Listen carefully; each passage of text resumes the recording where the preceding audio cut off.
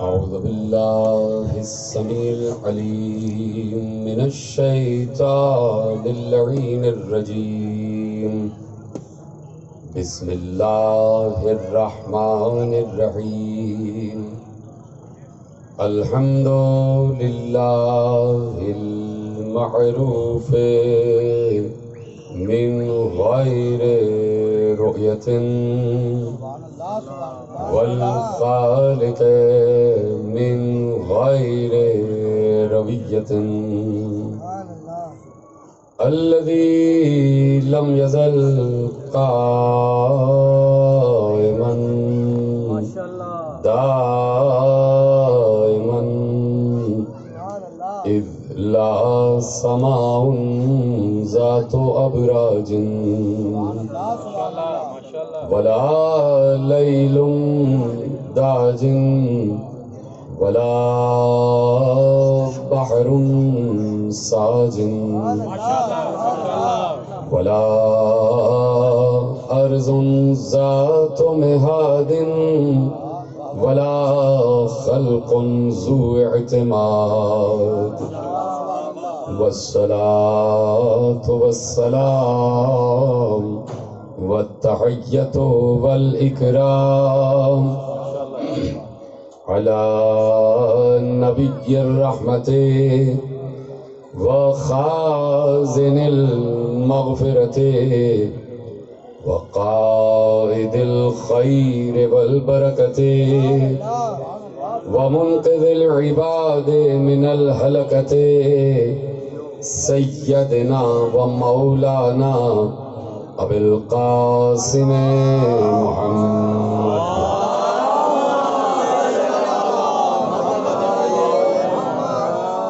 وأهل بيته الطيبين الطاهرين المعصومين المظلومين المنتخبين المنتجبين الذين أذهب الله عنهم الرجس وطهرهم تطهيرا.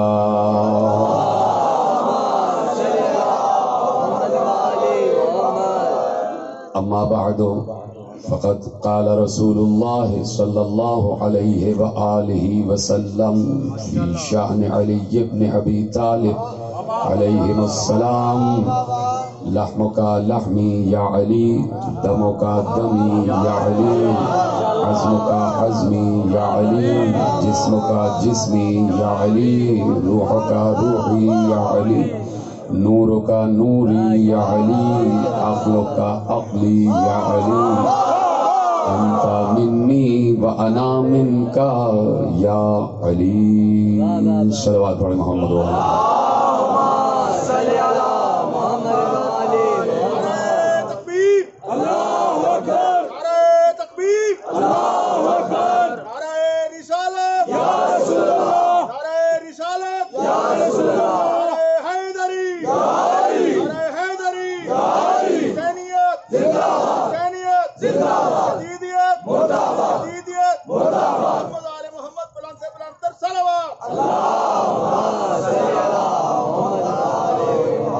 پروردگار عالم کا شکر ہے، اس کا احسان عظیم ہے کہ اس نے ہمیں اس منزل رفیع پر بلند فرمایا ہے کہ ہم اپنے آپ کو بڑا سرشار محسوس کرتے ہیں یہ سوچتے ہوئے کہ ہم بھی اسی سے محبت کرتے ہیں جن سے اللہ محبت کرتا ہے.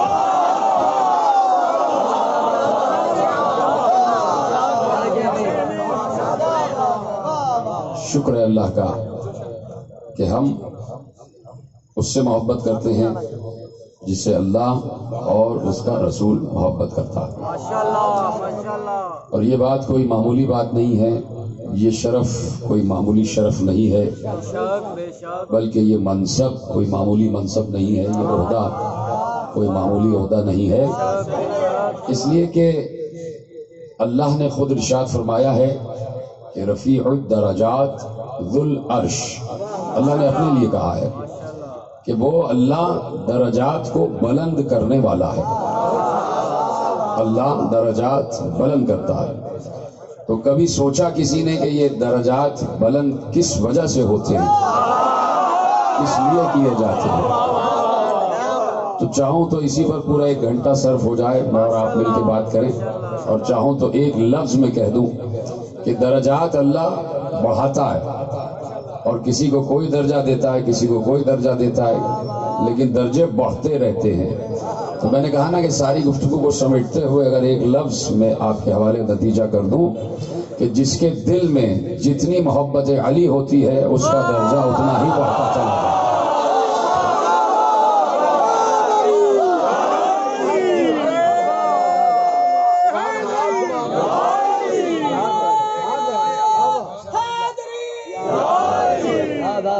جو آپ کی ہے یقین،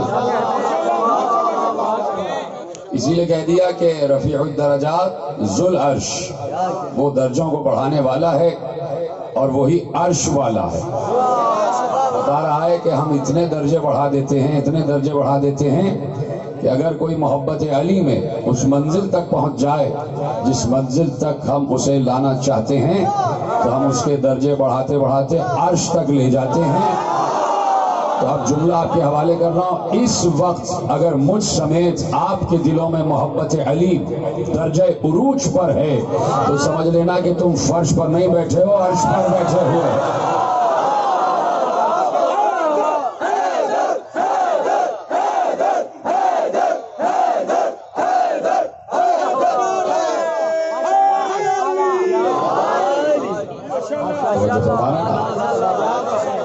کہا کہ میں درجے بڑھاتا ہوں، اور درجے بڑھتے ہیں بقدر محبت۔ سلامت ہے، بڑا خوبصورت اور بڑی ذہین سماعت ہے میرے سامنے بیٹھی، مجھ سے پیشوا اور حیدر رضوی صاحب نے بھی آپ کے سماعتوں کو معطر کیا، اور اب ہم ذرا سا اور آگے بڑھ جاتے ہیں، اور آپ کی تمام تر توجہات میری جانب ہیں یقیناً، اور ہم تو عبادتوں میں دوران عبادت کبھی دائیں بائیں دیکھنے کے قائل نہیں ہیں، اس لیے میں امید یہ کرتا ہوں کہ آپ میری طرف دیکھتے رہیں گے۔ تو اس لیے بس چند مختصر سے جملے آپ کے حوالے کرنا چاہتا ہوں کہ اللہ کہہ رہا ہے کہ میں درجات بلند کرتا ہوں، جس کے دل میں جتنی محبت رسول، محبت علی دیکھتا ہوں اس کو بڑھاتا رہتا ہوں، درجات بڑھاتا رہتا ہوں۔ تو کہہ دیا کہ بھائی ہم نے تو ایک استعارہ، ایک اشارہ دے دیا، اب اس استعارے اور اس اشارے کو قیامت تک اپنے آپ کو پرکھتے چلے جانا کہ کس منزل پر اپنے آپ کو پا رہے ہو۔ وہ درجے، ذہین مجمع بیٹھا، آپ میرے اشارے کو سمجھیں گے، کہا کہ وہ استعارے، وہ اشارے قیامت تک ہم نے رکھے ہیں، اور ہر دور کا مومن، ہر دور کا محب اپنے آپ کو انہی استعاروں اور انہی اشاروں پر پرکھتا چلا جائے کہ وہ کس درجے پر ہے۔ وہ درجے جو ایمان کے درجے تھے وہ کسی خلافت کے دور میں نہیں تھے، بلکہ نبوت و رسالت کے دور میں تھے، اور نبی نے کہا تھا کہ سلمان 10ویں درجے پر ہے۔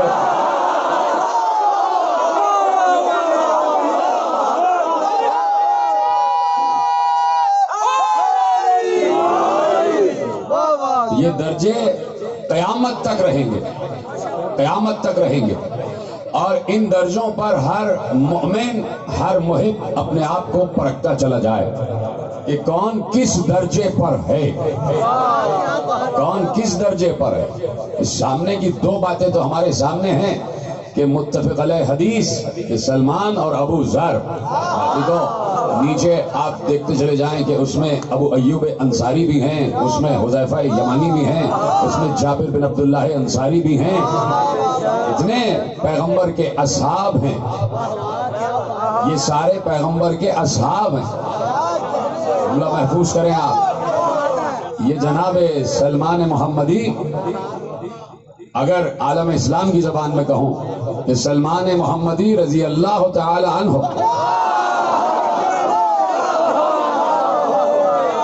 حضرت ابو ذر رضی اللہ تعالی عنہ، اور سب کا نام ملا کے لے لوں تو یہ جو 9 کے 9 اور 10 کے 10 اصحاب رضوان اللہ تعالی علیہم اجمعین،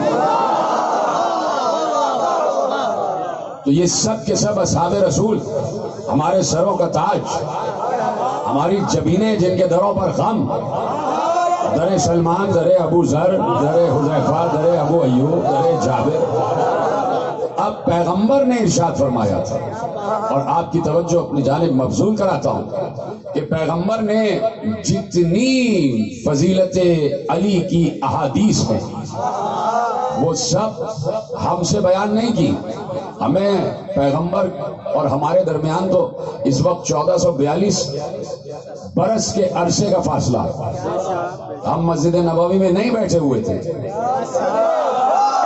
ہم میں سے کوئی بھی نہیں تھا، اور ملت ٹاؤن کے اتنے جہاں جہاں میری آواز پہنچ رہی ہے یہاں کا رہنے والا کوئی بھی نہیں تھا کہ جو اس وقت پیغمبر سے سن رہا ہو کہ جب پیغمبر کہہ رہے تھے یا علی یہ تیرا لہو نہیں ہے یہ میرا لہو ہے، یہ تیرا گوشت نہیں ہے یہ میرا گوشت ہے. تو پیغمبر نے فضیلت علی کی حدیثیں اپنے دوستوں کے سامنے ارشاد فرمائی. اس لیے پیغمبر کے تمام اصحاب لائق احترام، اگر وہ نہ ہوتے تو فضیلت علی کی احادیث ہم تک پہنچتی کیسے؟ تو اب درجے مقرر کر دیے کہ بھائی یہ 10ویں پر ہیں، یہ 9ویں پر ہیں، یہ 8ویں پر ہیں، یہ 7ویں پر، یہ 6ٹھے پر، اور پھر اس کے بعد درجے دیکھتے چلے جائیے. یہ درجے کس بنیاد پر ہیں؟ یہ درجے محبت علی کی بنیاد پر. کوئی نیا جملہ نہیں کہا، یہ جملہ آپ بچپن سے سن رہے ہیں، کوئی آپ کی معلومات میں اضافے کے لیے نہیں بیٹھا ہوں، آپ کو صرف یاد دلانے بیٹھا ہوں. جانتے آپ سب کچھ ہے، پتہ آپ کو سب کچھ ہے، میں صرف یاد دلا رہا ہوں کہ بھائی یہ بھی یاد ہے یا نہیں. اب ذرا یہ یاد کر لو، اب ذرا یہ یاد کر لو. توجہ ہے نا میری جانب؟ تو درجے بنے، توجہ، کوئی 10ویں پر، کوئی 9ویں پر، کوئی 8ویں پر، کوئی 7ویں پر، اور جیسا کہ میں نے کہا کہ درجے ہوتے چلے گئے. کس بنیاد پر؟ محبت علی کی بنیاد پر.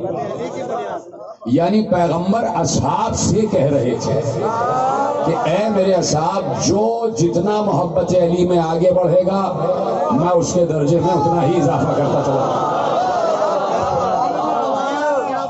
غور فرمایا نا آپ نے جملے پر؟ تو اس لیے میں نے عرض کیا کہ ہم وہاں نہیں تھے، اصحاب رسول تشریف فرما تھے، اور اصحاب کے سامنے پیغمبر کہہ رہے تھے کہ علی کا گوشت میرا گوشت، علی کا خون میرا خون، علی کی ہڈیاں میری ہڈیاں، علی کا جسم میرا جسم، علی کی روح میری روح، علی کی عقل میری عقل، علی کا نور میرا نور. بس تم یہ سمجھ لو کہ میں اور علی ایک ہی ہیں.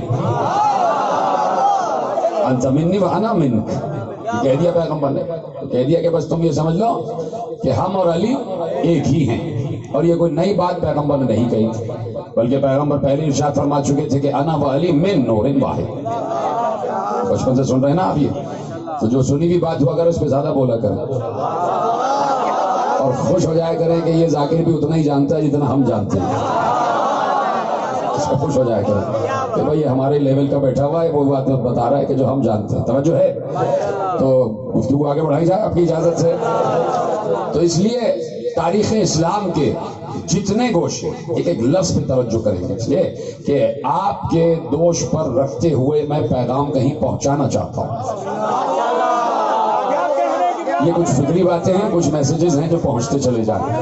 تاریخ اسلام کے جتنے گوشے ہیں جو دور رسول میں ہیں، توجہ ہے، جو دور رسول میں ہیں اور جو رسول کے بعد بھی ہیں، لیکن ہم گفتگو کرتے ہیں دور رسالت کی، دور رسالت کی.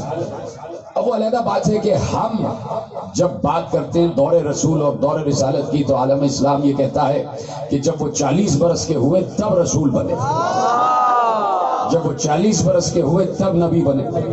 اور کہا گیا کہ بھائی اللہ نے بھیج دیا جبرائیل اور کہا کہ ذرا میرے نبی کے سینے کو چاک کرو اور اس میں سے اندھیرا نکال دو اور نور داخل کر دو.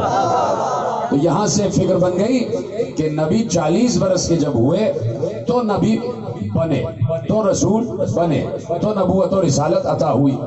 کہا بھئی یہ بات مانیے آپ.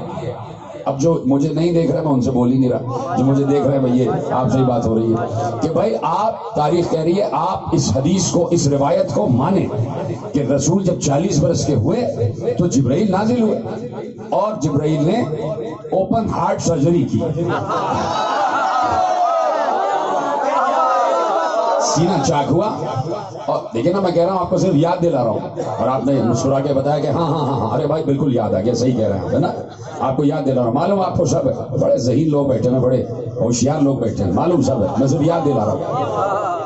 کل کو کوئی یہ نہ کہہ دینا کہ کوئی نئی بات بتائی تھی تو مجھ سے پوچھنے لگ جائیں لوگ, اگر ہوا ان سب کو پتا تھا, سب جانتے ان سب کو تو ہے نا, آپ کو سب پتا ہے. تو بھائی بات یہ ہے کہ کہا کہ بھائی اس روایت کو آپ مانیے, اس لیے کہ مصدق روایت, مستند روایت ہے, موثق روایت ہے, اور بڑے عظیم راوی نے لکھا. بات ہے کہ ان راوی کی نسبت کسی جانور سے ہے, لیکن بہرحال عظیم روایت ہے اور بڑے عظیم راوی نے لکھا. اگر انہوں نے لکھا کہ آ گیا ملک سید الملائکہ, اللہ نے بھیجا اور رسول کا سینہ چاک ہوا اور تاریکی نکال دی گئی اور نور کو بھر دیا گیا. اور دوسرا جملہ یہ بھی ہے کہ کچھ غلاظتیں تھیں نعوذ باللہ جو نکالی گئیں اور طہارتیں داخل کر دی گئی. اب مانیے آپ, اس لیے کہ موثق روایت ہے. تو میں کہوں گا ایک مستند روایت آپ کے پاس ہے, تو ایک مستند روایت ایک اور آپ کے پاس ہے جو آپ نہیں سنا رہے. یہ میں نے نہیں کہا کہ میں اپنے پاس سے بتا رہا ہوں, ایک مستند روایت آپ نے بتائی, آپ کو کہہ رہا ہوں, ادھر ادھر نہ چلے جائیں. ایک مستند روایت آپ نے بتائی کہ سینہ چاک ہوا, دوسری مستند روایت بھی آپ کے پاس ہے, لیکن اس مستند روایت کو بہت کم آپ بیان کرتے ہیں. یہ ربیع الاول کا مہینہ ہے اور آج 5 ربیع الاول ہے, اور 5 کے صدقے سے یہ روایت سنتے چلے جائیے.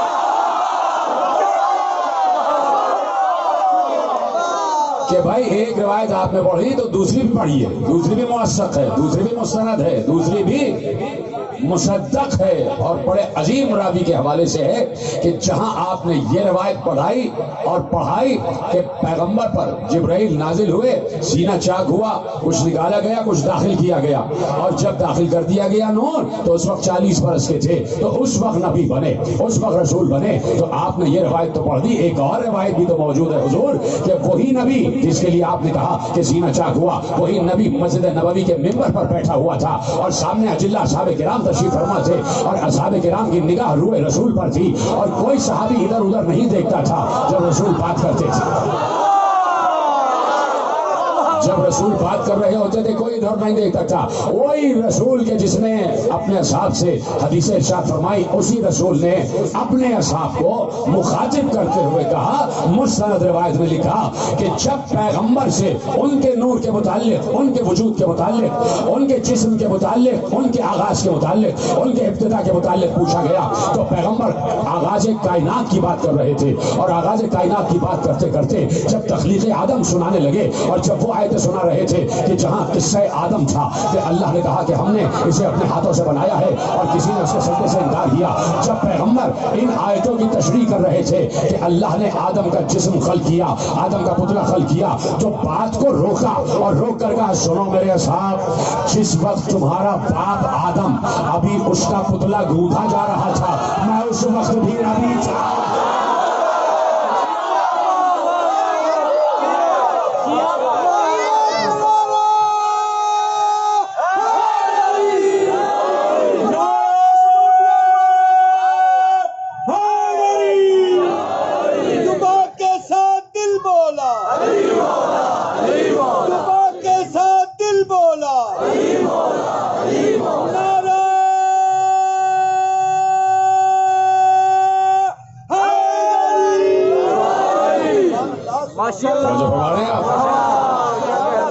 کہہ دیا کہ کنتو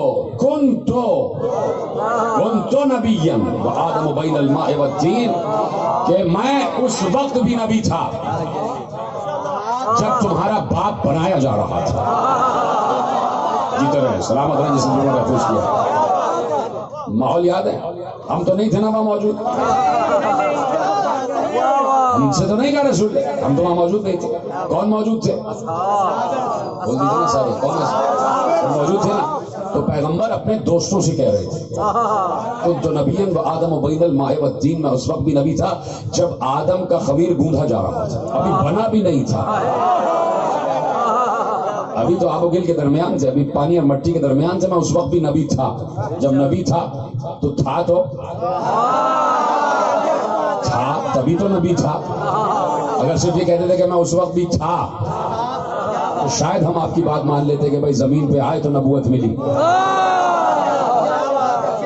کیا کہا کہ ہم اس وقت بھی نبی تھے, میں اس وقت بھی نبی تھا کہ جب تم سب کا باپ ابھی بنا بھی نہیں تھا, ہم اس وقت بھی نبی تھے. یعنی ہم دیکھ رہے تھے اور مٹی اور پانی گود ہی جا رہی تھی. یہ مٹی اور پانی نور کا نہیں تھا, زمین سے مٹی گئی تھی, مٹی زمین سے گئی تھی, پانی بھی زمین کا تھا. فرشتوں کو اللہ نے بھیجا کہ جاؤ ادیم عرش سے مٹی اٹھا کے لاؤ.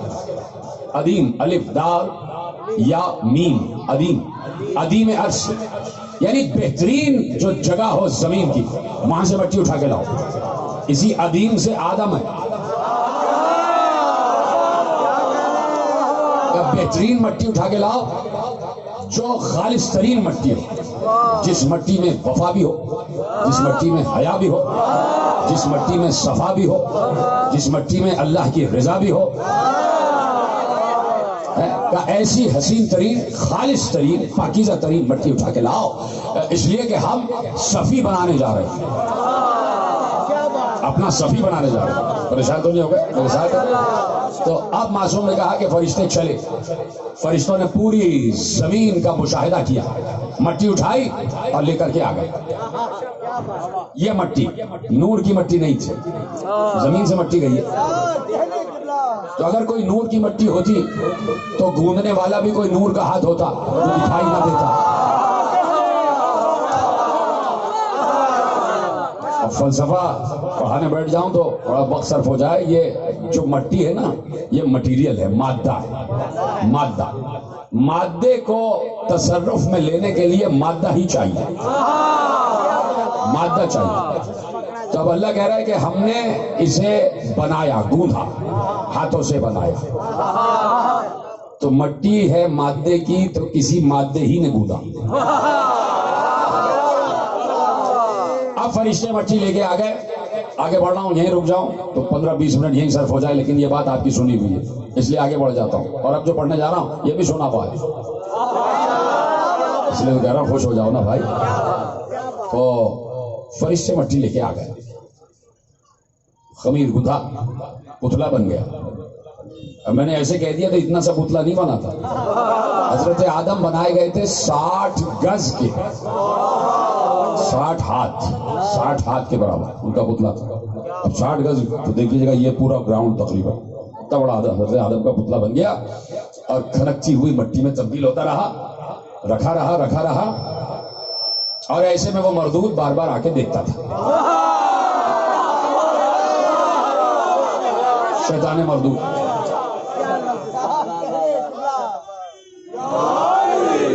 اللہ نے اعلان کر دیا تھا, اشارہ کر رہا ہوں, دیکھ لیا انہیں, اب مجھے دیکھیں آپ. اشارے کرتا ہوں, اشارہ سمجھنا آپ کی بات ہے. پتلا رکھا رہا, برسہ برس تک رکھا رہا. اللہ اعلان کر رہا تھا اسے خلیفہ بناؤں گا, اسے خلیفہ بناؤں گا, اسے خلیفہ بناؤں گا.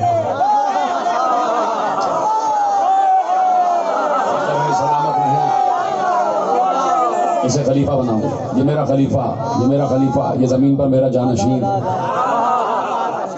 یہ زمین پر میرا خلیفہ, یہ زمین پر میرا جانشین. بار بار اللہ اعلان کر رہا تھا. اعلان کی ضرورت ہی نہیں تھی بھائی, وہ مالک کون ہے, یہاں مٹی گھن جاتی اور یہاں روح ڈال دیتا. لیکن اس نے رکھ کر بار بار اعلان کیا, اسے خلیفہ بناؤں گا, اسے خلیفہ بناؤں گا, اسے خلیفہ بناؤں گا. اور کوئی مردود شیطان بار بار کہتا تھا تجھے نہیں مانوں گا, تجھے نہیں مانوں گا, تجھے نہیں.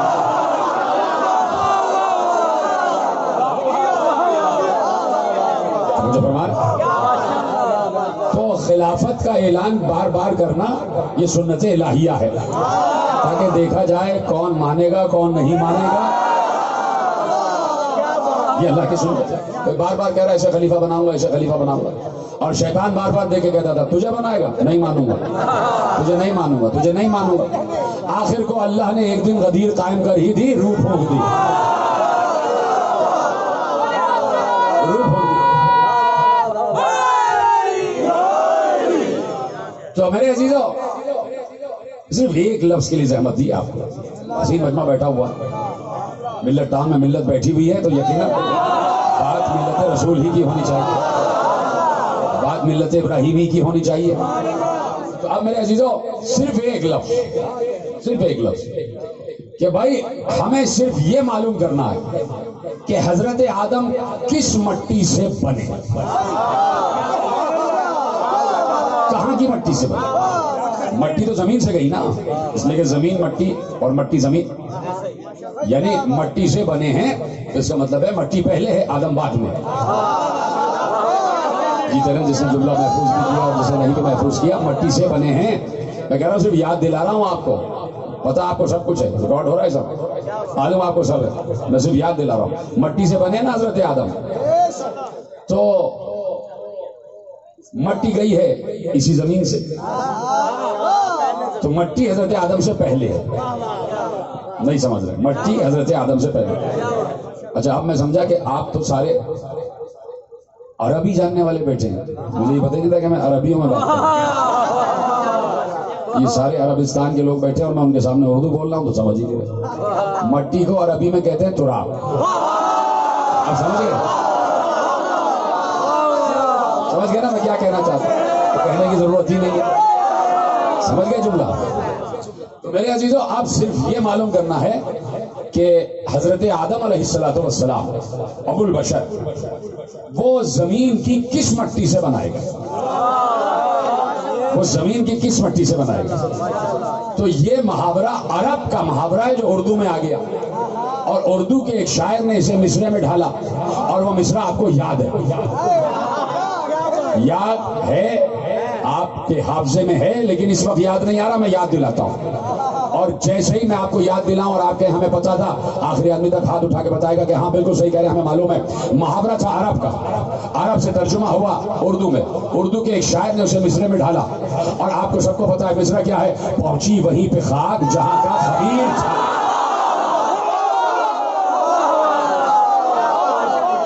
یعنی جو جس مٹی سے بنایا جاتا ہے دفن بھی اسی مٹی میں ہوتا ہے۔ اب اگر معلوم کرنا ہو کہ آدم کس مٹی سے بنائے گئے تو کسی سے پوچھنا نہیں کس مٹی سے کس مٹی سے۔ اب یہ دیکھو آدم کی قبر کہاں پر ہے؟ اتنا مشکل سوال نہیں تھا بھائی، کیا معلوم نہیں ہے سب کو؟ جنہیں ہاتھ اٹھایا ہے صرف انہیں کو معلوم ہے، جو ابھی تک ہاتھ نہیں اٹھا کے نہیں بتا۔ ارے ان کو بتا دیتا ہوں کہ آدم، آپ صرف یہ دیکھو کہ آدم دفن کہاں پر ہے، جہاں آدم کی قبر ہوگی۔ اس کا مطلب ہے کہ آدم کی مٹی بھی وہیں سے اٹھی۔ تو آدم پاکستان میں نہیں ہے، آدم سری لنکا میں نہیں ہے، آدم ہندوستان میں نہیں ہے، آدم ایران میں نہیں ہے، آدم عرب میں نہیں ہے، آدم نجف میں ہے۔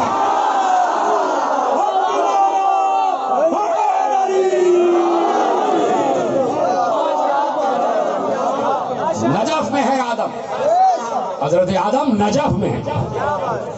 بیچ میں علی، ادھر ایک نبی ادھر ایک نبی، ادھر آدم ادھر نوح۔ کیا اچھا نصیب ہے وسیع کا کہ کتنا اچھا پڑوس ملا۔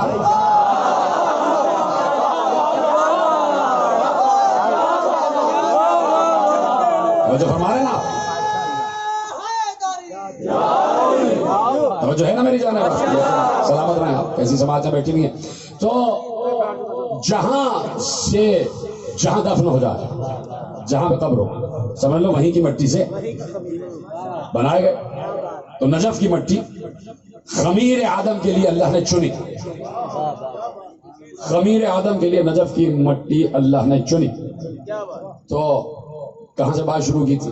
وہ درجے بڑھاتا ہے، اور اتنے درجے بڑھاتا ہے، اتنے درجے بڑھاتا ہے کہ عرش تک لے جاتا ہے، عرش تک لے جاتا ہے۔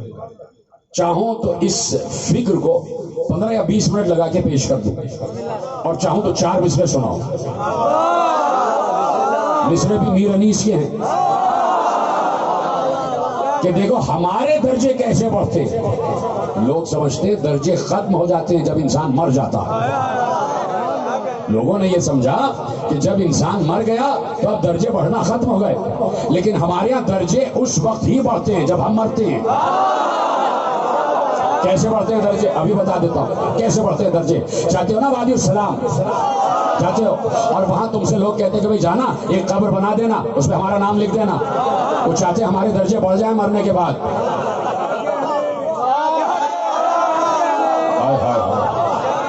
پتہ نہیں کوئی سمجھا کہ نہیں سمجھا؟ دیکھیے میر انیس نے کہا کہ خورشید شرف برج شرف میں ہوگا، خورشید شرف برج شرف میں ہوگا، جوہر معدن میں در صدف میں ہوگا۔ یہ کرو میر انیس کو سمجھ رہے ہیں آپ؟ خدا آپ کے اس ذہانتوں میں اضافہ فرمائے کہ خورشید شرف برج شرف میں ہوگا، جوہر معدن میں در صدف میں ہوگا، مشرق میں کہ مغرب میں اسے دفن کرو، جو عاشق حیدر ہے نجف میں ہوگا۔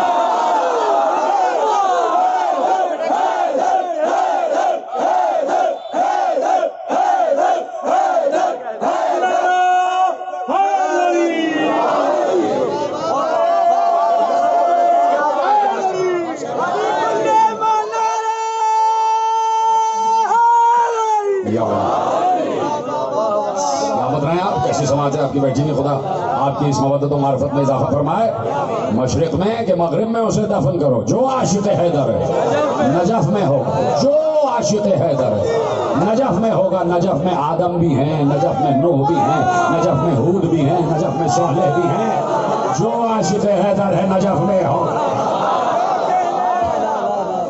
جو عاشق حیدر ہے نجف میں ہوگا۔ تو اب جو نجف پہنچ جائے سمجھ عاشق حیدر ہے۔ تو جب عاشق حیدر کا یہ شرف ہے کہ اس کا اتنا درجہ بڑھ جاتا ہے کہ اللہ بڑھاتے بڑھاتے اسے عرش تک لے آتا ہے، تو سوچو حیدر کا کیا شرف ہوگا، سوچو حیدر کا کیا شرف ہوگا، علی کا کیا شرف ہوگا۔ تو علی کا شرف بتاؤ، ایک لفظ میں بتا دوں کہ بھائی عاشق حیدر کا شرف یہ ہے کہ اللہ اسے عرش تک لے جائے۔ تو حیدر کا شرف کیا ہے؟ حیدر کا شرف یہ ہے کہ پردہ قاب قوسین کا ہٹا تو نبی مسکرا دیے، جسے زمین پر چھوڑ کر آ رہا تھا وہ پہلے سے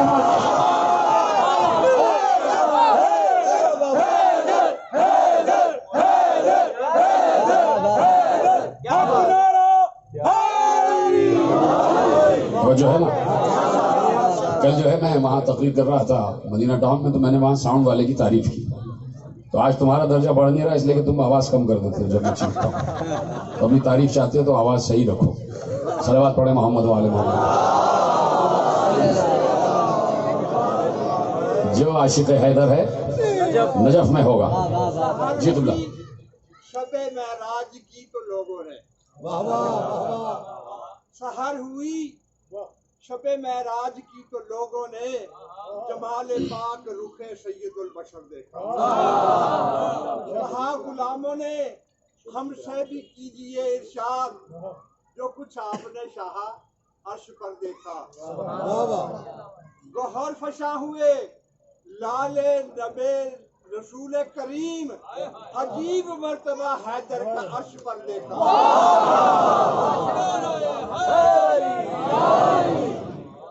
علی ولی نظر آئے جدھر جدھر دیکھا، علی علی علی علی کی صدا تھی جہاں جہاں پہنچا، علی علی نظر آئے جدھر جدھر جدھر، علی حق نعرہ حیدری۔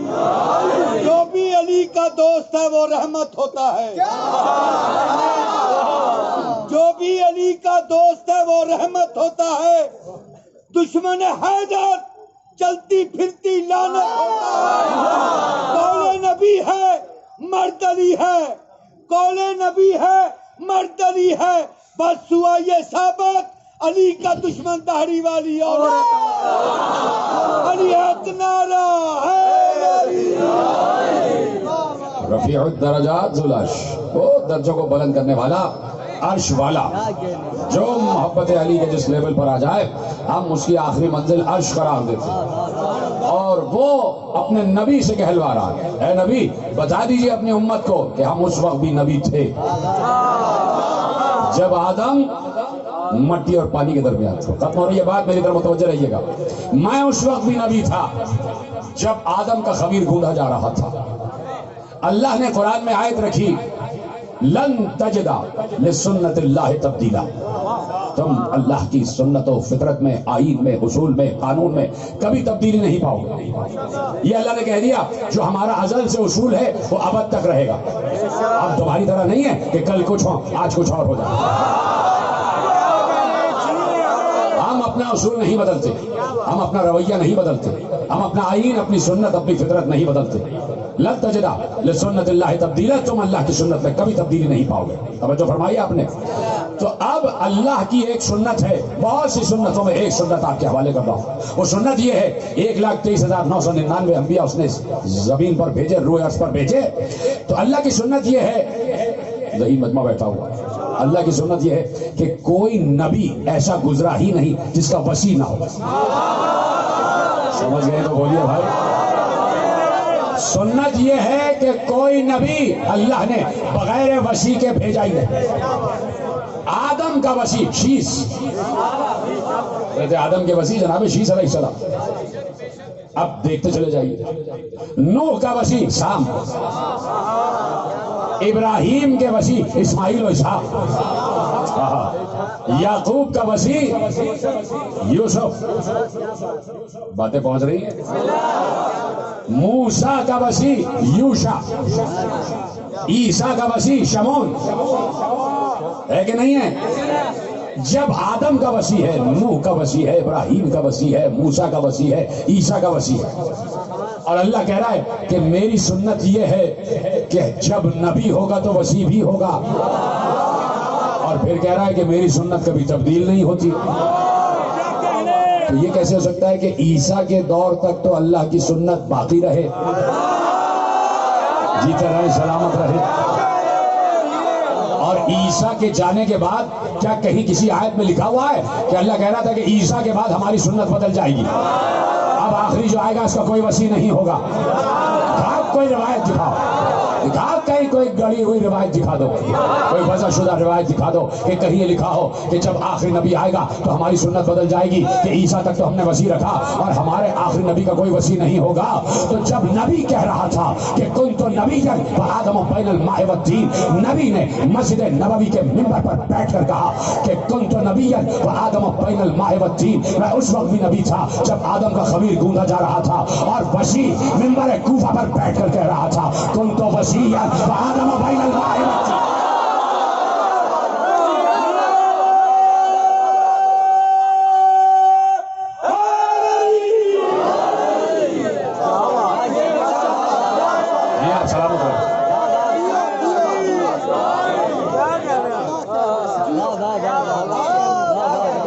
توجہ فرما رہے نا؟ وصی نے کہا کہ کنت وصیا وآدم بین الماء والطین، میں اس وقت بھی وصی تھا۔ تو کس کا وصی تھا؟ اسی نبی کا وصی نا، کہ جو نبی اس وقت بھی نبی تھا جب باپ کا خمیر گوندا جا رہا تھا، تو باپ بن رہا تھا اور مصطفیٰ و مرتضیٰ دیکھ رہے تھے۔ تو اب آدم کا شرف یہ ہے، اللہ اکبر، آدم کا شرف یہ ہے کہ آدم باپ ہے پوری انسانیت۔ کوئی ہے میرے ساتھ دینے والا؟ کیا ہو رہی ہے بات؟ بالکل تقریر آخر مہینے میں داخل ہو گئی۔ حضرت آدم علیہ السلام کا شرف اور مرتبہ اور درجہ یہ ہے کہ وہ باپ ہیں ہر انسان کے۔ جہاں جہاں لفظ انسان ہے تو ہر انسان کا باپ ہے آدم، ابو البشر، جہاں جہاں بشر ہے اس کا باپ ہے آدم، ٹھیک ہے نا؟ تو ایک تو نسبی باپ ہے اور یہ جو ہے حسبی باپ، یہ روحانی باپ، کہ یہ ہر انسان کا باپ۔ تو کسی نے کہا کہ بھائی بات یہ ہے، بات پہنچ جائے گی آپ، کسی نے کہا بات یہ ہے کہ آدم شرف میں مصطفیٰ سے بھی زیادہ۔ کہا بھائی کیوں؟ کہا اس لیے کہ مصطفیٰ بھی تو بشر ہیں۔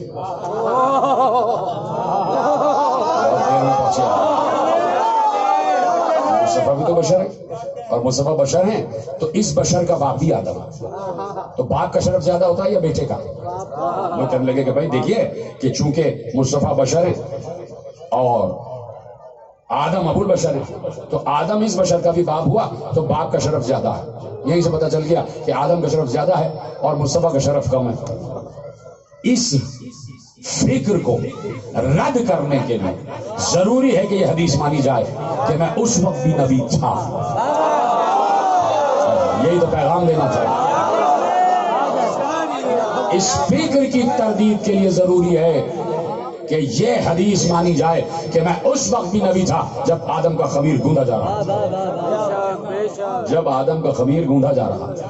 اسی لیے پیغمبر نے مخاطب تو اپنے دوستوں کو کیا، لیکن اصل میں پیغمبر کا محیط ازل سے ابد تک پھیلا ہوا تھا، اور پیغمبر ازل سے ابد تک کے لیے حدیث دے رہے تھے کہ سنا، میں اور علی اس امت کے دو باپ ہیں۔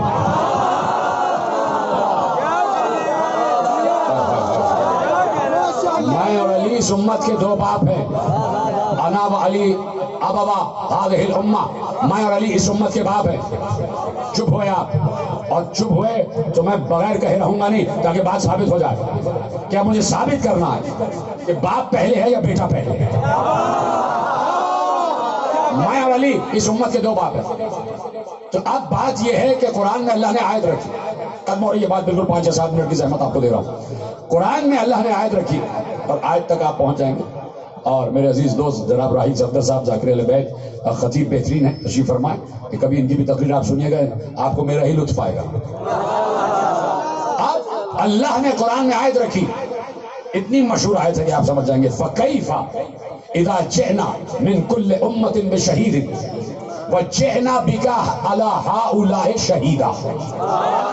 یہ آپ سلامت رہے، میں صرف ترجمہ کروں گا اور آپ کی ذہانتوں کا امتحان ہو جائے گا کہ کتنا ذہین مجمع بیٹھا ہوا ہے، اور مجھے یقین ہے کہ آپ ذہین ہیں۔ فَكَيْفَ إِذَا جِئْنَا مِن كُلِّ أُمَّةٍ بِشَهِيدٍ وَجِئْنَا بِكَ عَلَى هَؤُلَاءِ شَهِيدًا۔ اے محمد، اے مصطفیٰ، اے محبوب، اے ہمارے حبیب، میدان محشر میں کتنا لطف آئے گا۔ فَكَيْفَ، کیا لطف آئے گا جب ہم ہر امت کو بلائیں گے اور ہر امت پر ایک گواہ بھی بلائیں گے۔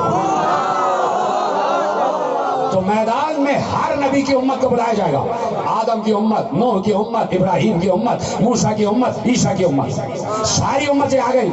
اب اللہ کہے گا ان امتوں پر گواہ کون ہے؟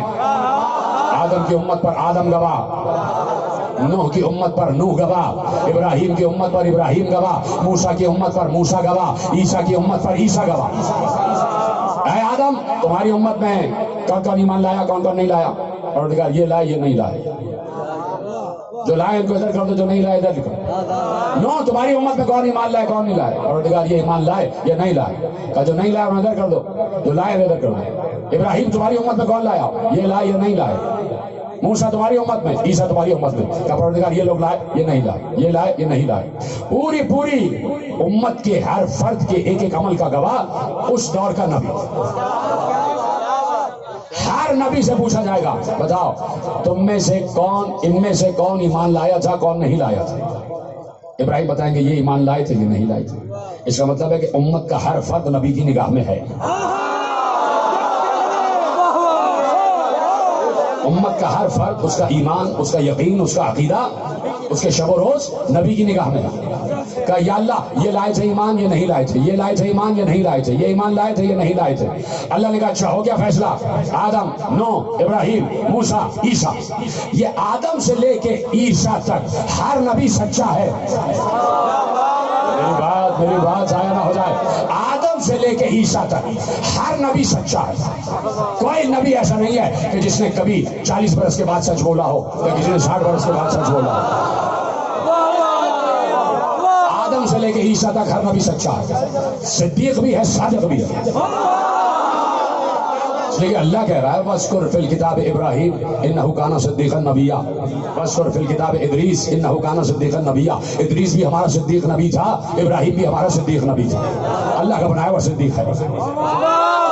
تو ہر نبی سچا ہے، ہر نبی سچا ہے تو ہر نبی کی گواہی بھی سچی ہے نا, تو مان لینا چاہیے نا اللہ کو. آدم تم سچ کہہ رہے ہو, نو تم سچ کہہ رہے ہو, ابراہیم تم سچ کہہ رہے ہو, عیسیٰ تم سچ کہہ رہے ہو, موسیٰ تم سچ کہہ رہے ہو. جو تم نے کہا ہم نے مان لیا کہ یہ ایمان لائے یہ نہ لائے, لیکن یہ بات ہی نہیں ہو رہی کہ اے نبی ہم ہر امت پر اس امت کے نبی کو گواہ بنا کے لائیں گے اور ان تمام نبیوں پر آپ کو گواہ بنا کے لائیں گے. سمجھ گئے تو آپ کو میرا سلام.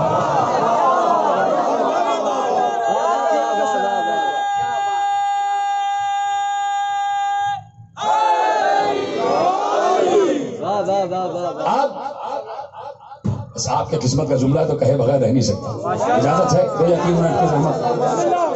اب آدم گواہی دیں گے اپنی امت کی, نو ابراہیم موسیٰ عیسیٰ سب گواہی دیں گے اپنی امت کی, ہاں یہ مان لائے یہ نہ لائے, یہ مان لائے یہ نہ لائے.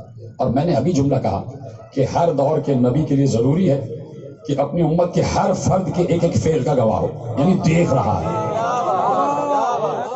دیکھ رہا ہے. آدم اپنی پوری قوم کو, نو اپنی پوری قوم کو, ابراہیم اپنی پوری قوم کو, حالانکہ آدم کی قوم تھی نہیں, کوئی قوم قبیلہ تھا نہیں, لیکن بہرحال آدم بھی تو بلائے جائیں گے نا.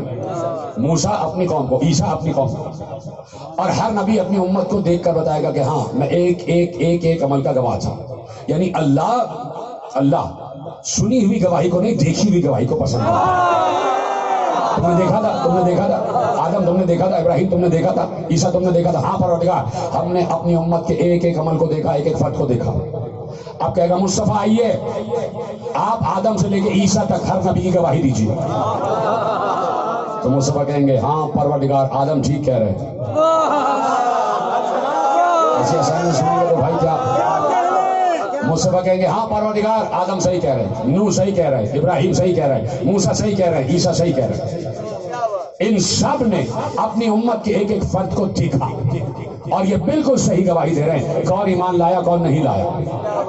تو جب اللہ آدم سے لے کے عیسیٰ تک اس وقت تک کسی نبی کی گواہی نہیں مان رہا جب تک یہ یقین نہ ہو جائے کہ یہ دیکھ رہے تھے, تو مصطفیٰ کی گواہی کیسے مان لے گا جب تک یقین نہ ہو جائے کہ مصطفیٰ بھی دیکھ رہے تھے.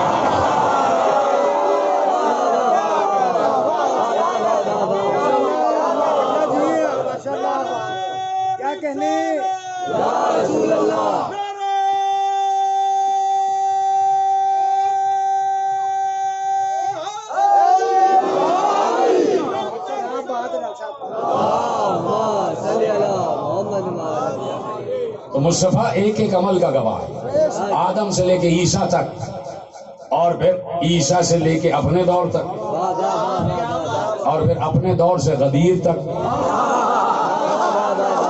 اور پھر غدیر سے اب تک. ہماری گواہی بھی لے گا کہ نہیں لے گا اللہ, یا ہمیں ایسے ہی چھوڑ دیا بھیڑ بکریوں کی طرح جو چاہو کرو. سوچیں آپ اس وقت بھی امت چل رہی ہے نا, تو اس وقت کے امت کے اعمال کی گواہی کس سے لے گا؟ تو تم کہہ رہے ہو چلے گئے, تو پھر گواہ کون ہے؟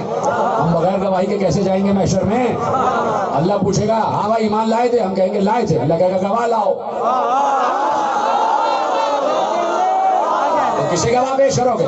تم تو کہہ رہے ہو کہ مصطفیٰ چلے گئے, نعوذ باللہ قبر کا پیوند ہو گئے اور اس دنیا سے انتقال فرما گئے, وہ دیکھ ہی نہیں سکتے.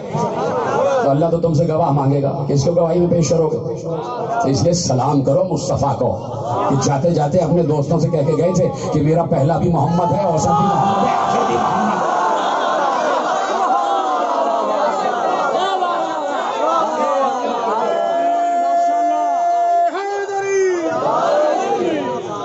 مصطفیٰ دیکھ رہے ہیں, ایک ایک عمل کے گواہ ہیں, امت کے ایک ایک عمل کے گواہ. کس نے ہمیں مانا مصطفیٰ دیکھ رہے ہیں, کس نے ہمیں نہیں مانا مصطفیٰ دیکھ رہے ہیں, کس نے ہمیں طائف کی گلیوں میں کس نے کلمہ پڑھا مصطفیٰ دیکھ رہے ہیں, کس نے پتھر مارے مصطفیٰ دیکھ رہے ہیں, کون ہمارے قدم سے قدم ملا کے چلا مصطفیٰ دیکھ رہے ہیں, کون ہمارا مخالف رہا مصطفیٰ دیکھ رہے ہیں, شب ہجرت کون رہا مصطفیٰ دیکھ رہے ہیں, بدر میں کون تھا مصطفیٰ دیکھ رہے ہیں, احد میں کون تھا مصطفیٰ دیکھ رہے ہیں, خیبر میں کون تھا مصطفیٰ دیکھ رہے ہیں, خندق میں کون تھا مصطفیٰ دیکھ رہے ہیں, مباہلے میں کون تھا مصطفیٰ دیکھ رہے ہیں, غدیر میں کیا ہوا مصطفیٰ دیکھ رہے ہیں, بعد غدیر کیا ہوا مصطفیٰ دیکھ رہے ہیں. اور مصطفیٰ تو اتنا دیکھ رہے تھے کہ نواسے کا گلا کٹ رہا تھا اور مصطفیٰ دیکھ رہے تھے. گواہ ہے مصطفیٰ، ایک ایک عمل کا گواہ دیکھ رہے ہیں، اس لیے کہ نگاہ الہی کا نام ہے نگاہ مصطفیٰ۔ اجرکم اللہ، آپ نے ہائے کہا، قلب سیدہ کو آپ نے خوش کیا، تھکنا نہیں، اس لیے کہ بہن چہلم سے اب تک تھکی نہیں ہے بھائی کو روتے روتے۔ چہلم تک تو بہن کو رونے نہیں دیا گیا، بھائی کی لاش پر بھی بہن کو رونے نہ دیا گیا، لیکن اب جب بہن کربلا آ گئی چہلم کرنے کے لیے تو اب تک زینب تھکی نہیں ہے۔ جو ہائے کہہ رہے ہیں ان کو پتہ ہی نہیں ہے کہ انہوں نے کتنا بڑا درجہ حاصل کر لیا۔ جاؤ گے نا جب حضور ابا عبداللہ، تب معلوم ہوگا کہ تم نے جو آج کی مجلس میں ہائے کہی تھی تمہیں اس کا کیا اجر ملا۔ یقین کر لینا مجھ پر، ایک سید زیادہ تم سے ممبر پہ بیٹھ کر کہہ رہا ہوں، ہائے کا بڑا اجر ہے۔ یہ ہائے کا مطلب ہوتا ہے کہ تم رسول کے نواسے کے ہمدرد ہو، تم ان کو تکلیف پہنچانے والوں میں نہیں ہو، تم ان کی مصیبت پر گریہ کرنے والے ہو۔ ختم ہو رہی ہے تقریر میرے عزیزوں، 5 ربیع الاول آ گئی۔ حسین اپنے قافلے کے ساتھ 1 محرم کو ہمارے عزا خانوں میں آئے تھے، اور وہ حسین جو رونقیں پھیلا رہے تھے، 8 ربیع الاول فرش عزا اٹھ جائے گا، لیکن صرف 1 دن کے لیے اٹھے گا، 1 دن کے لیے اٹھے گا، پھر سے مجالس شروع ہو جائے گی، پھر سے حسین حسین ہمارے قلب پر دستک دے گا، پھر سے کربلا ہمیں اپنی نگاہوں میں نظر آیا کرے گی۔ تو بس یہ وعدہ کرنا کہ 1 دن کے لیے بس از راہ رسم ہی کہہ دینا بس الوداع، جیسے حسین کو کبھی الوداع کہنا نہیں، حسین کو کبھی الوداع کہنا نہیں۔ حسین آپ کا مرقد، آپ کی قبر ہمارے دل میں ہے، یا ابا عبداللہ آپ کی قبر ہمارے دل میں ہے، آپ کی کربلا ہمارے دل میں ہے۔ مولا اب اپنے سینے پر ہاتھ مارتے ہیں تو جیسے ہی کربلا کا دروازہ کھلتا ہے ہماری آنکھوں سے آنسو جاری ہو جاتے ہیں۔ یہ ہے محب کا دل اور یہ ہے کربلا۔ کل کی مجلس میں عرض کیا کہ آج پوری کائنات میں حسین حسین کس کی وجہ سے ہے؟ ایک بہن کی وجہ سے اور ایک بیٹی کی وجہ سے، ایک بہن ایک بیٹی۔ حسین کل تک میں نے مسائل چھوڑے جو تھے وہاں میرا ساتھ دیں گے کہ حسین نے 4 برس کی سکینہ، دیکھ رہا ہوں میں اس طرح دیکھ رہا ہوں کہ یہ اس اسپیکر کے ذریعے نہ معلوم کہاں کہاں آواز جا رہی ہے۔ سارے رہنے والوں سے کہتا ہوں کہ کچھ نہیں تو صرف اس بات پر غور کرو کہ حسین کی ایک 4 برس کی بیٹی تھی۔ ایسے ہی رونا چاہیے، یقین کرو ایسے ہی رونا چاہیے، شہزادی سکینہ پر، ایسے جیسے میرے نوجوان لوگ دوست لوگ اولاد والے تو اس پورے محلے میں جو لوگ بیٹھے سب کی 4 برس کی بچیاں تو ہوں گی۔ تم نے غور کیا کبھی 4 برس کی بچی کا قد کیا ہوتا ہے؟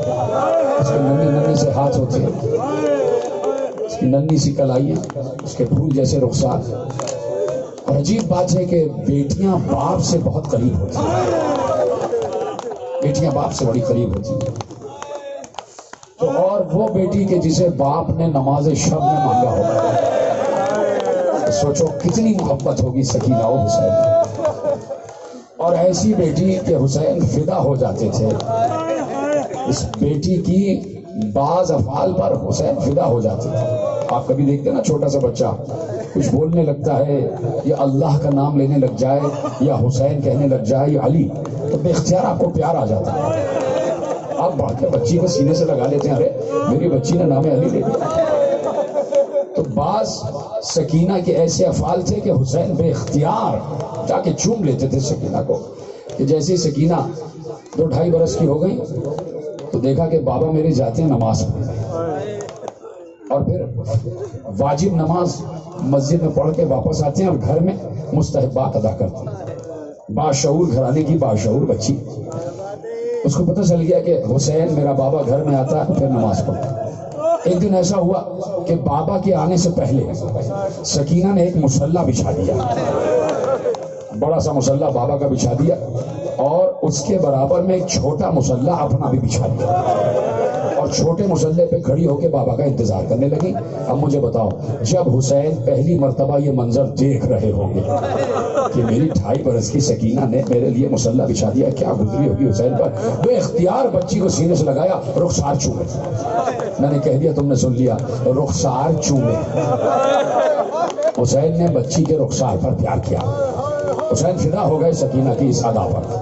روز بچی کا یہی وتیرہ ہوتا کہ بابا کے لیے مسلح بچھا کے کھڑی ہو جاتی, میرے بابا آئیں گے, میرے بابا آئیں گے. ایسے ہی ایک عصر کا وقت آیا, اب کیا کچھ پڑھنے کے لیے رہ گیا ہے. بابا چلا گیا اہل حرم کو الوداع کہہ کے, خدا حافظ کہہ کے, اور عصر کی نماز کا وقت ہو گیا. سکینہ نے کہا میرا بابا آتا ہی ہوگا. سکینہ 2 مسلح بچھا کے کھڑی ہو گئی, ایک بابا کا اور ایک چھوٹا مسلح اپنا. چھوٹے مسلح پہ کھڑی ہو گئی, اب بابا آئیں گے, اب آئیں گے, اب آئیں گے. بابا نہیں آیا. بہت دیر کے بعد در خیمہ پر بابا کے گھوڑے کی آواز آئی. اجرکم اللہ, ایسے ہی گریا کرو, آخری آدمی تھا. بابا کے زلجناح کی آواز آئی. سکینہ پہچان گئی میرے بابا کا زلجناح آ گیا تو میرا بابا بھی آ گیا ہوگا. مسلح چھوڑ کے در خیمہ پر آئی. جیسے ہی پردہ الٹ کے زلجناح پہ نگاہ پڑی, سکینہ کا دل تھک سے رہ گیا, اس لیے کہ زلجناح کی زین پر بابا نہیں تھا. زلجناح کی زین تھلکی ہوئی تھی, اس کی باگیں کٹی ہوئی تھی, اس کے پورے جسم پر تیر پیوست تھے اور ہر تیر کے زخم سے تازہ تازہ لہو بہ رہا تھا. اور زلجناح در خیمہ پر آ گیا, اور در خیمہ پر آنے کے بعد اپنے پاؤں کو زمین پر پٹکنے لگا. بیویاں آگے بڑھی, کوئی بیوی یال سے لپٹ گئی, کوئی کٹی ہوئی باگوں کو پکڑ رہی تھی. اور تمہیں پتا ہے سکینہ زلجناح کے قدموں کو پکڑ کے کھڑی ہو گئی, آواز دے رہی تھی زلجناح میرا بابا کہاں ہے, زلجناح میرا بابا کہاں ہے. زلجناح رو رہا تھا, اس کی آنکھوں سے آنسو جاری تھے. اتنا باشعور جانور ہے, اتنی باشعور سواری ہے. جب میں کہوں گا تو سواری برآمد ہوگی, مجھے دیکھتے چلے جائیے. اتنا باشعور جانور ہے, اتنا باشعور کہ زلجناح کی آنکھوں سے آنسو بہ رہے تھے. جملہ سن لینا, آپ کے حوالے کر رہا ہوں جملہ. ارے حسین کی مصیبت پر تو جانوروں نے بھی گریہ کیا ہے. اب جو نہیں روتا وہ جانور سے بھی بچتا ہے. اجرکم اللہ, کیسے گریہ کر رہے ہو, کیسے گریہ کر رہے ہو. سکینہ کو حسین اپنی بہن کے حوالے کر کے گئے. بہن میری بیٹی کا خیال کرنا, یہ ایک امانت ہے, اس جملے کو محفوظ کرنا. تو میں قسم ہے چادر زہرا کی, تمہاری آواز گریہ رکنی نہیں چاہیے. ہو سکتا ہے بعض اوقات آنسو نہیں آتے, مجھے معلوم ہے, لیکن آنسوؤں پر اگر اختیار نہیں ہے تو کم از کم ہائے پر تو اختیار ہے. ہائے حسین تو کہہ سکتے ہو نا, اس پر تو اختیار ہے نا, ہائے کہتے چلے جانا. ایک جملہ سکینہ کو گود سے اتار کے زینب کی گود میں دی جائے, رخصت آخری کے لیے آئے, کہا زینب میری امانت ہے سکینہ, سکینہ میری امانت ہے. جملہ کہوں اگر تمہاری اجازت ہو. جس وقت سیدہ رخصت ہو کے گھر سے جانے لگی نا, بنت رسول جناب سیدہ عالمین سلام اللہ علیہا, جب علی کے گھر رخصت ہو کر جا رہی تھی نا, تو رسول اللہ نے علی کا ہاتھ اپنے ہاتھ میں لے کر کہا, علی زہرا میری امانت ہے تمہارے پاس, زہرا میری امانت ہے تمہارے پاس. اور یہاں جاتے جاتے زینب سے کہا, زینب سکینہ میری امانت ہے, میری امانت کا خیال رکھنا. ختم ہو گئی گفتگو میرے عزیزوں. اہل حرم قید خانے میں قید ہو گئے. ایسا قید خانہ جس کی دیواریں بڑی شکستہ تھی, کسی وقت بھی گر سکتی تھی.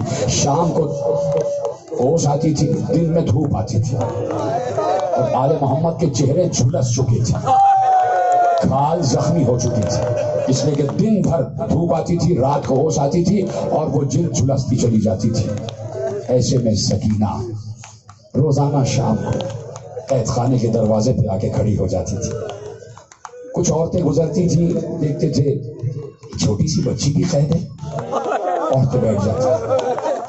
کچھ عورتیں ایک دن آ گئیں, بچی قید خانے کے دروازے پہ کھڑی تھی. عورتوں نے پوچھا, بچی تم کون ہو, کون لوگ ہو تم کو کیوں قید کیا گیا؟ اب پتہ چلا سکینہ کو کس لیے لائے تھے. سکینہ نے کہا, اے شام کی عورتوں, ہم مدینے کے رہنے والے ہیں, رسول کے گھر آنے والے ہیں. میرے بابا کا نام حسین, میں علی کی پوتی, میں زہرا کی پوتی. میرا بابا مجھ سے بڑی محبت کرتا تھا. سکینہ نے اپنی کہانی سنائی. سنو اے شام کی عورتوں, میں کبھی زمین پر نہیں رہی, ابھی اپنی اماں کی گود میں، اماں کی گود سے پھوپھی کی گود میں، پھوپھی کی گود سے بھیا علی اکبر کی گود میں، بھیا علی اکبر کی گود سے چچا عباس کی گود میں۔ اور پتہ ہے شام کی عورتوں جب رات آ جاتی تھی تو میں بابا کے سینے پر آ جاتی تھی، مجھے بابا کے سینے کے علاوہ کبھی نیند نہیں آتی تھی۔ جملہ سنو گے؟ سکینہ نے کہا ہے شام کی عورتوں 10 محرم کو میرا بابا چلا گیا، 10 محرم سے یہ دن ہو گیا آج تک میں سو نہیں سکی، اس لیے میرے بابا کا سینہ میسر نہیں۔ روز سکینہ کہانی سناتی تھی، صاحب اولاد سنے میری طرف دیکھتے رہنا، روز سکینہ کہانی سناتی تھی۔ روز شام کی عورتیں آ جاتی تھی، ایک دن عورتوں نے اپنے اپنے بچوں کو اپنی گودیوں میں لیا، میری طرف دیکھتے رہے، مسائل پڑھ رہا ہوں۔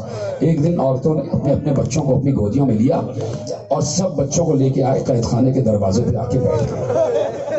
سنو گے جملہ؟ میں بھی ماتم کر رہا ہوں، تم بھی سینے پہ ہاتھ مار لینا۔ شام کی عورتیں آج جو قید خانے کے دروازے پر آئیں تو بچی دروازے پر نہیں تھی، روزانہ بچی پہلے سے ہوتی تھی، آج سکینہ دروازے پر نہیں تھی۔ شام کی عورتیں بےتاب ہو گئی، باہر کھڑی ہو کے آواز دینے لگی، ہے سکینہ دیکھو ہم آ گئے ہیں، آج ہم اپنے بچوں کو بھی لائے ہیں، آج تم دروازے پر نہیں ہو، کیا ہمیں آج اپنی کہانی نہ سناؤ گی؟ بیوی ہم سے کوئی خطا ہو گئی جو آج تم دروازے پہ نہیں آ رہی؟ جب بیویوں نے بہت آوازیں دی تو روایت کہتی ہے کہ بچی سکینہ کی آواز تو نہ آئی، زنجیر کی چھنکار کی آواز آئی۔ ایک قیدی قید خانے کے دروازے پہ آ کے اپنے بڑے ہاتھوں سے سینہ پیٹ پیٹ کر کہہ رہا تھا، اے شام کی عورتوں، جو بچی روز کہانی سناتی تھی آج ظالم کے ظلم سہ کے اس دنیا سے چلی گئی، وہ دیکھو سامنے قبر ہے۔ اجرکم اللہ، اجرکم اللہ۔ کہا میں ابھی اپنی بہن کی قبر بنا کر آ رہا ہوں۔ ختم ہو گئی گفتگو، سکینہ اس دنیا سے گئی، قیدیوں کو رہائی کا پیغام ملا، قیدیوں کو رہا کر دیا گیا، جاؤ تم سب آزاد ہو۔ ختم کر رہا ہوں تقریر۔ جیسے ہی 7 دن زینب نے شام میں ماتم کیا، جیسے ہی 7واں دن آیا اماریاں آ گئیں، کہا بیبیوں چلو، بیبیوں چلو۔ ایک ایک اماری پر زینب نے ہر بیبی کو سوار کرایا، چلا قافلہ چلا۔ اس مقام پر پہنچے جہاں 2 راستے نکل رہے تھے، ایک راستہ حجاز کی طرف جا رہا تھا مدینے کی طرف، اور ایک راستہ کربلا کی طرف جا رہا تھا۔ ایک راستہ کربلا، کیا گریا کر رہے ہو؟ یہی حق ہے، میں تمہیں دعائیں دے رہا ہوں، میں تمہیں ہاتھ اٹھا کر دعائیں دے رہا ہوں، خدا تمہیں کوئی غم نہ دے سوا غم حسین، کہ جیسے اس مظلوم حسین پر ماتم کر رہے ہو۔ میں دیکھ رہا ہوں تمہاری آوازیں، میں دیکھ رہا ہوں تمہارے چہرے، میں دیکھ رہا ہوں تمہارے آنسو بہ رہے ہیں، خدا تمہیں کوئی غم نہ دے مولا۔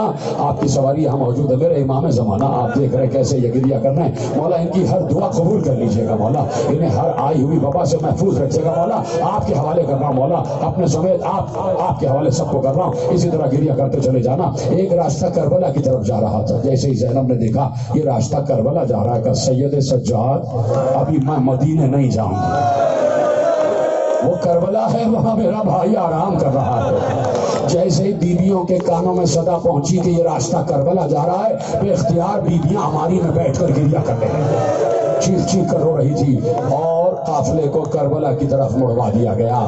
قافلہ جا رہا تھا آہستہ آہستہ، کربلا شط فرات قریب آ رہا تھا، شط فرات قریب آ رہا تھا۔ چہلم کا دن تھا کہ جب زینب کربلا میں داخل ہوئی ہے، جب زینب کربلا میں داخل ہوئی چہلم کا دن تھا۔ یہی دن تھا کہ جب رسول کا صحابی جابر بن عبداللہ انصاری کربلا میں آیا حسین کی قبر کی زیارت کرنے کے لیے، آنکھوں سے نابینا ہو چکا تھا۔ فرات میں غسل کر کے باہر آیا تو غلام نے سامنے نالین رکھ دی، کہا آقا نالین پہن لیجئے۔ پتہ ہے صحابی رسول نے کیا کہا؟ منہ پر تماچے مار کر کہا کیا گستاخی کرتا ہے، اس زمین پر میں نالین پہن کر جاؤں گا؟ ارے نہ معلوم شیر فاطمہ کہاں کہاں گرا ہوگا، نہ معلوم رسول کا لہو کہاں کہاں گرا ہوگا۔ جابر کوہنیوں اور گھٹنیوں کے بل چلتے ہوئے قبر حسین پر پہنچ گئے، قبر حسین پر گر کر آواز دی، السلام علیکہ یا ابا عبداللہ، اے ابا عبداللہ تجھ پر سلام۔ لیکن قبر سے کوئی جواب نہ آیا۔ 3 مرتبہ جابر نے سلام کیا، قبر حسین سے جواب نہ آیا۔ تو سنو گے کیا کہا مسلمانوں، سنو کیا کہا صحابی رسول نے ایک بار قبر پر ہاتھ رکھ کر کہا حسین میں نے تمہیں بچپن سے دیکھا ہے، जब तुम छोटे से थे तब से तुम्हें देख रहा हूं कि तुम अपने नाना की गोद में आते थे, और जब भी तुम्हारे नाना का बूढ़ा साहबी तुम्हें सलाम करता था तो तुम फौरन जवाब देते थे। आज ये जाबिर बूढ़ा हो गया, सलाम कर रहा है तो जवाब नहीं देते।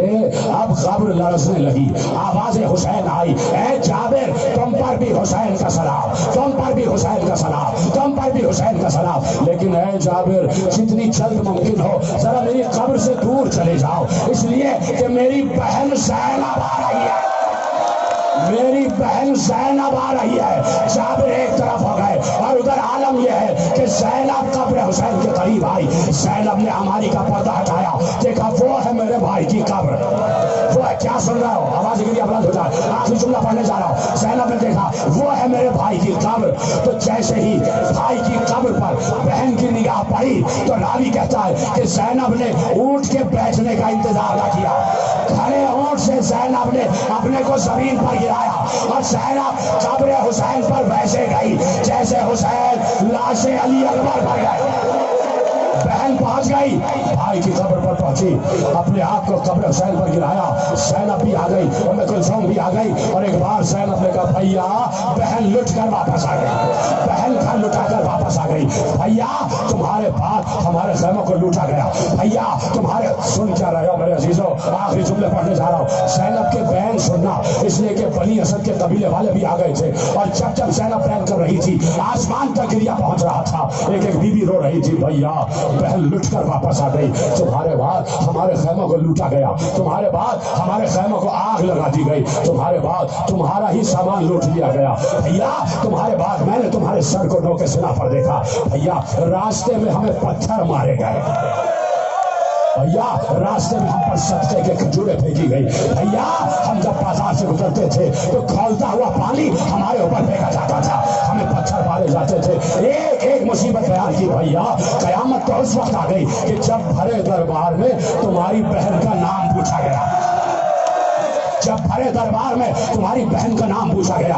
ए भैया एक एक मुसीबत बयान की। अब सुनना, अब तुम्हें कसम है चादर ज़हरा की कि तुम्हारा गिरिया आसमान पर पहुंचा है। ज़ैनब सारे पहल कर चुकी, तो ज़ैनब कब्र से उठी, उठने के बाद ऐसे हाथ जोड़े और भाई की कब्र पर हाथ जोड़ कर कहा, भैया मुझे माफ कर देना, तुमने एक अमानत मेरे सुपुर्द की थी, वो सकीना वापस ना आ सकी, उसकी कब्र कैद खाने में बंद।